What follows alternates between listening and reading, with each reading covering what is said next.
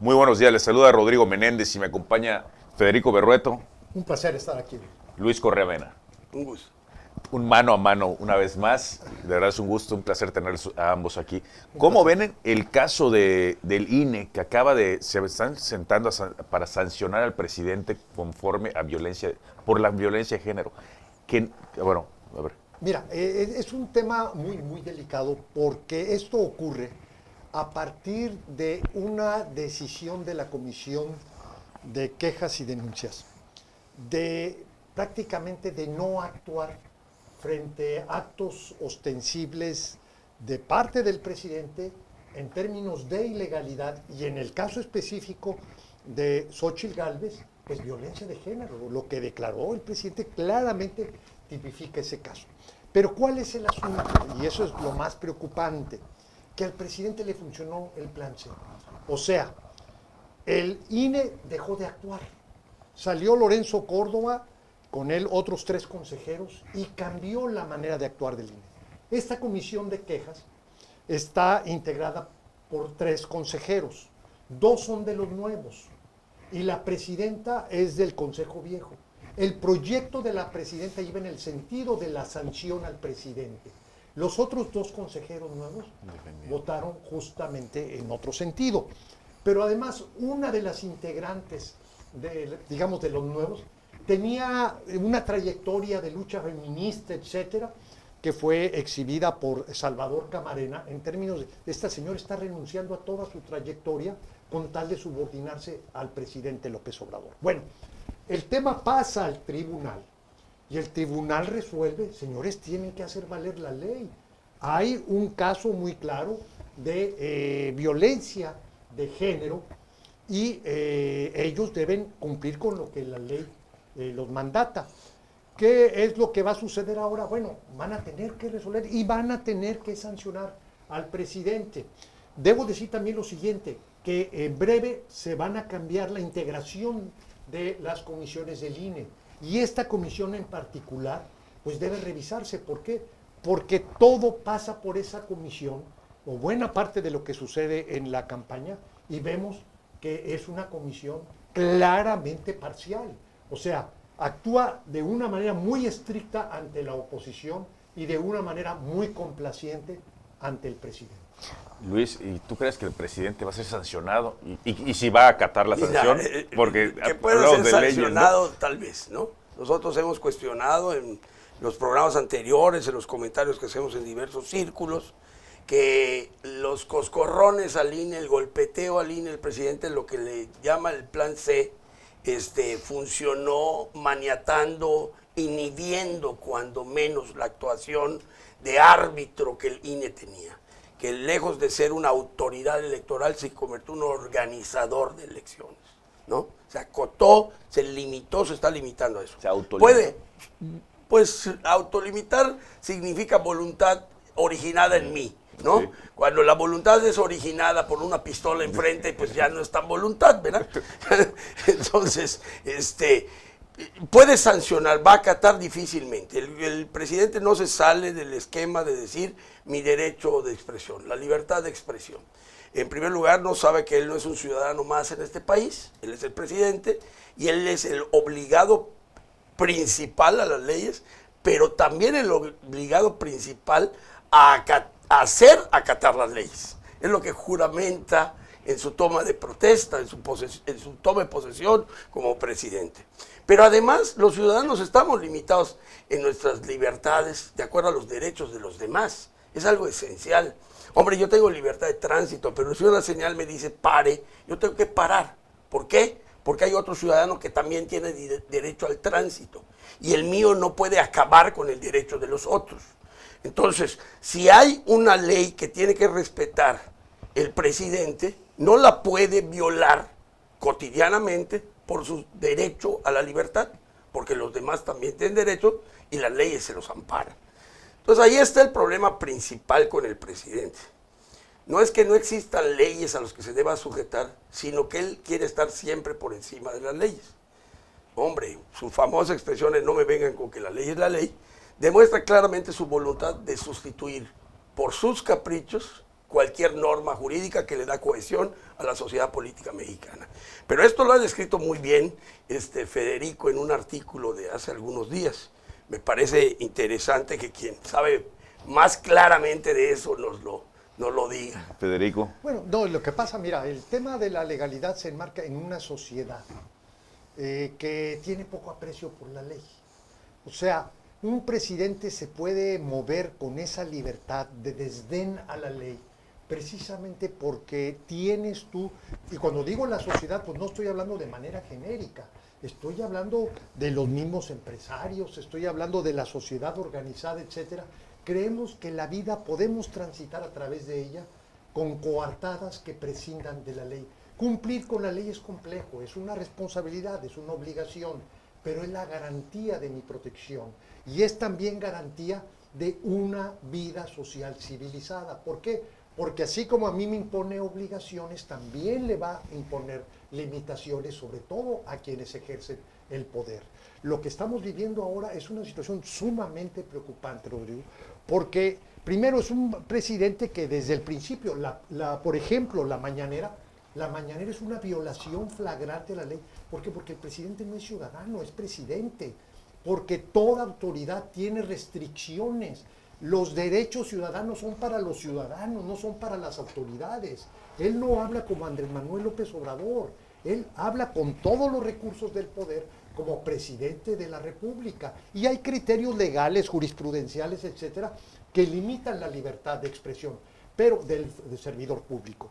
Pero aquí el tema es que estamos por ingresar a un momento crítico, que es la lucha por el poder, la sucesión presidencial, la integración de los órganos de representación. Y esto lo estamos haciendo en medio de un presidente que no nada más se burla de la ley, sino que incluso hace uso de los instrumentos del Estado para combatir al crimen organizado, como es la información privilegiada de la Unidad de Inteligencia Financiera, para combatir y desacreditar a alguien que ni siquiera todavía es candidata, que es Xochitl Gálvez. Simplemente irrumpió en el proceso y el presidente le echa caballería, no nada más en ejercicio de su libertad de expresión, sino haciendo uso de los recursos del Estado mexicano para combatir el crimen. Y eso está salvaguardado por ley, por secreto. Es un delito el que está cometiendo el presidente a utilizar estos medios. Y bueno, volvemos a lo mismo. ¿Qué es lo que hay? Hay una suerte de complacencia social. Lo vemos como parte de la normalidad el que el presidente una y otra vez, de manera directa y de manera encubierta, esté violentando el marco legal. Por eso quería, precisamente para enmarcar que te den marco. Lo que quiero opinar es que yo quería oír nuevamente lo que ya le había leído a Federico y que me parece muy inteligente en su armado, en su argumentación. En México, Rodrigo, comúnmente y reiteradamente se ha dicho que el problema mayor que tiene es la corrupción, ¿no? Y yo siempre he dicho en pláticas cortas contigo, hablando de los estudios de las leyes en la carrera de Derecho, que desgraciadamente siempre va a haber quien quiera, por ganarse lo que no se ganaría de manera legal, violar la norma y obtener de manera fácil, entre comillas, algún producto de su poco esfuerzo, ¿no? Su poco esfuerzo legal. Y yo siempre he dicho que el problema mayor en México es la impunidad, porque quien quiera ser corrupto va a haber, pero si hay un sistema que persigue el delito, que castiga el delito, que inhibe el delito, que forma para el no delito, pues difícilmente habrá un nivel o una proliferación de la delincuencia como la que hay en México. Entonces, el problema es la impunidad, que es la no aplicación de la ley ante el que delinque, ¿no? La corrupción se convierte en un invitador a nuevos delitos, a la comisión de nuevos delitos. Y lo que estamos viendo con el presidente de la República es eso. El problema no es su apetito por violar la ley, sino que no es sancionado. Es impune su delito. Y no solo es impune él, sino invita a la comisión de delitos a la sociedad a violar la ley, a no respetarla, y entonces en esa impunidad nos estamos debatiendo. En materia electoral, dijimos que ya las limitaciones del INE como árbitro son claras y evidentes. Quiere el presidente llegar a un proceso electoral sin aplicación de las normas. ¿Por qué? Porque la disputa del poder, cuando yo tengo el poder, pues se inclina necesariamente a mi favor si no hay norma que proteja el derecho de los que no tienen el poder. Finalmente, la ley es el igualador del débil frente al poderoso. Para eso existe la norma. Por eso habla Federico de es el instrumento de cohesión social. La sociedad política se forma con normas que garantizan el derecho del otro, no solo el mío, y es la protección del derecho de ambos. Entonces, ese es el problema que estamos viviendo hoy, y un ejemplo claro es el actuar del presidente de manera impune. Ese es el problema para el país. Oye, pero ¿cómo llegar, cómo acotarlo? Denunciado, pues creo que lo han denunciado todos, lo hemos denunciado todos en algún momento, pero ¿cómo llegar a un buen puerto para que llegue a una sanción esto? Porque no le veo la forma. Mira, el tema... Porque parece que él va a seguir violentando la ley y la impunidad va a seguir. Pues tenemos que seguir luchando porque lo violente sin que no sea sancionado. Es decir, después de que sea presidente se le va a poder sancionar, pues ya no va a ser autoridad tampoco. Bueno, a ver, espérame, hay dos temas, dos asuntos. Primero, el de carácter penal. Sí. Que se vea en el espejo de Donald Trump, o sea, como expresidente. ¿Qué quiere decir? Que las investigaciones de carácter penal subsisten, sea o no sea presidente. ¿Por qué? Porque son faltas de personas, no de instituciones. Y la persona Andrés Manuel López Obrador Es quien comete. Exactamente, presuntamente un delito. Entonces, nada de que se acabó y ya me voy a mi hacienda o a mi quinta a retirarme. No, hay consecuencias legales. Lo segundo, en materia electoral, violentar las reglas, todo lo que se ha hecho hasta ahora, todo da lugar a que si la diferencia entre el primero y el segundo lugar es inferior al 5%, la elección sea anulada. Ya estamos en esas condiciones.